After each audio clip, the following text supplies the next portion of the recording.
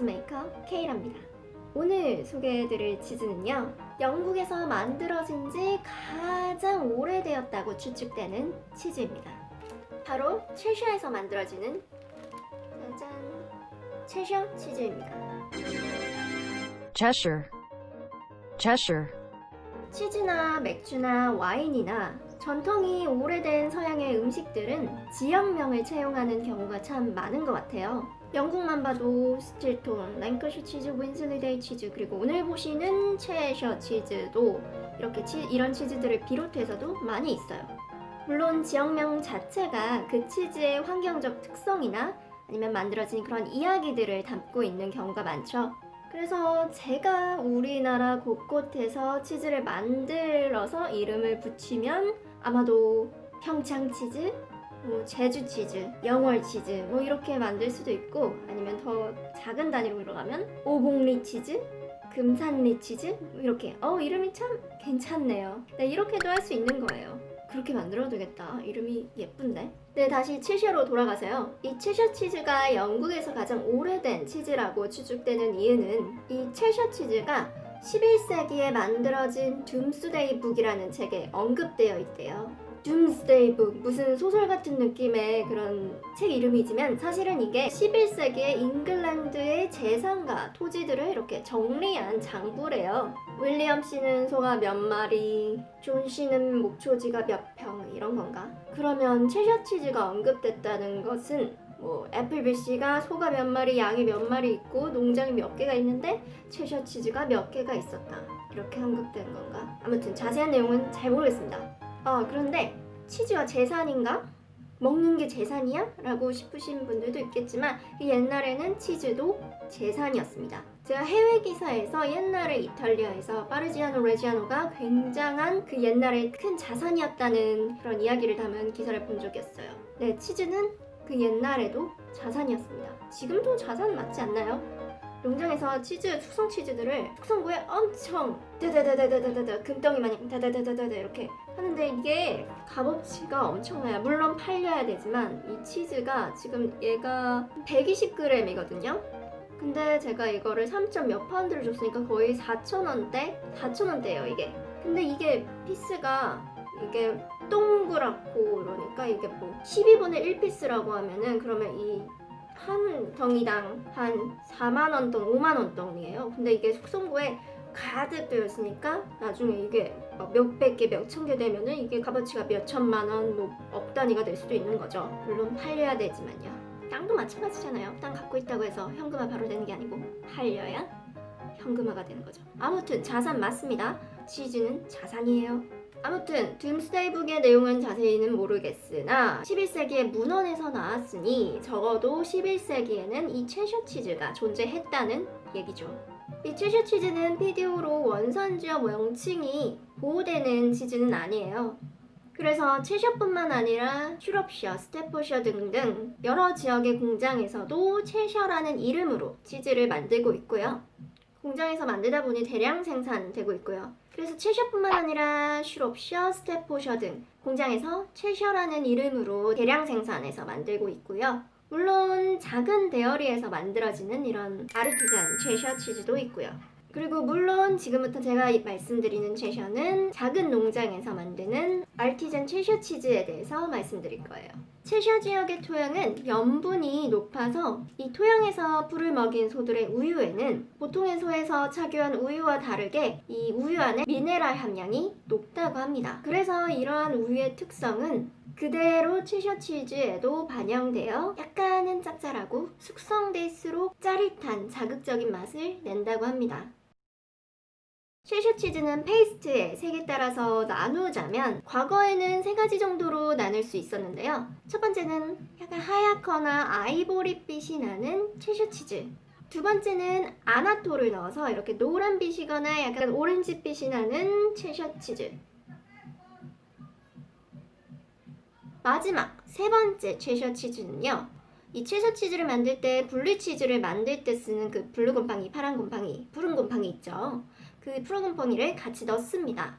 그래서 이렇게 노란 페이스트와 더불어 푸른 이런 선들이 공존하는 그런 2가지 빛깔이 공존하는 블루 체셔라는 치즈가 있었어요, 과거에.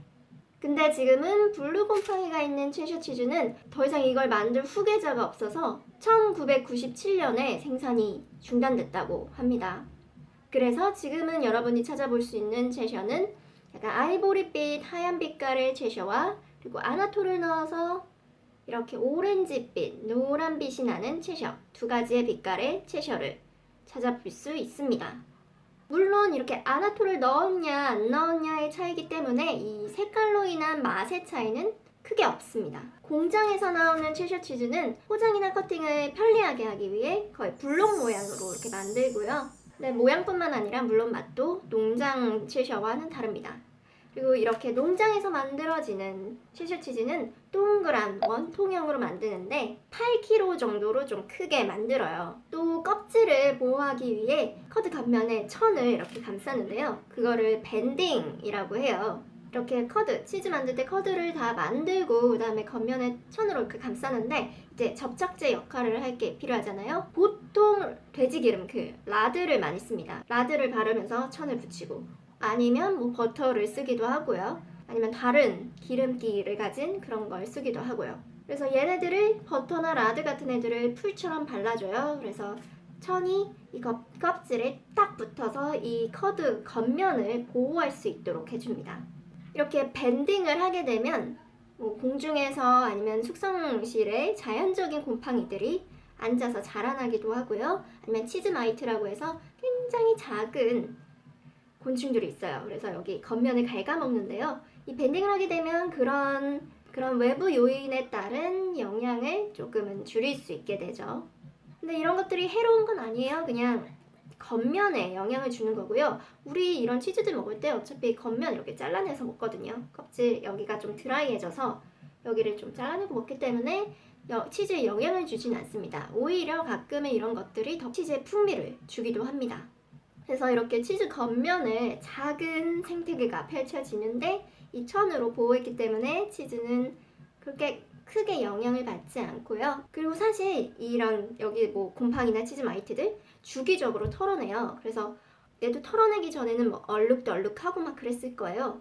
근데 이제 정기적으로 털어내고 마지막에 치즈를 판매하기 전에 천을 이렇게 벗겨내요. 그래서 겉면 이렇게 보시면 뭐가 막 안 좋네 이런 느낌은 없죠. 하얀 느낌이에요. 오히려 이렇게 하얗게.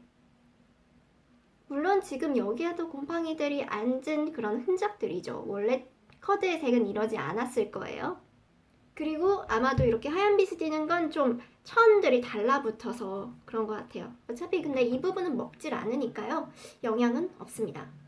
그래서 철셔는 이렇게 주로 밴딩하기도 하고 아니면 왁스 코팅하기도 합니다. 질감은 빽빽한 페이스트를 갖고 있지는 않고요. 약간 이렇게 부스러지는 질감이라고 합니다. 보시다시피 이렇게 틈들이 좀 있죠. 그리고 경질 치즈 치고는 비교적 수분감이 많은 치즈라고 해요. 이게 만드는 과정에서 영향을 받고요. 스콜딩이라고 해서 스콜딩이 뭐냐면 온도를 높여서 이 커드를 저어줘요. 이 작업이 뭘 의미하냐면 이 커드 안에 있는 수분을 배출하고 커드의 산을 좀 더 높이는 작업이에요. 커드의 pH를 조절하는 과정이에요. 그런데 이 체셔 치즈는 스콜딩을 하긴 하는데 체다 치즈 만들 때 스콜딩 하는 것보다는 낮은 온도에서 스콜딩을 하기 때문에 비교적 수분을 더 함유하고 있고 또 커드를 만들고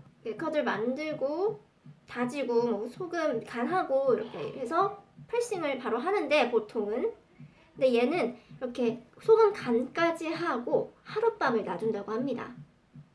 그래서 그 다음날에 프레싱을 하는데 이 페이스트 안에 어떤 일이 벌어지느냐 우리 저번에 스틸톤 얘기할 때 오픈 텍스처 들었었죠? 커드가 약간 단단해진 거예요. 그래서 커드가 오밀조밀하게 이렇게 완전 붙어있기보다는 이렇게 약간 커드끼리 붙었지만 이런 틈이 있는 텍스처를 갖게 됩니다. 그래서 여기 보시면 틈틈 보이시죠?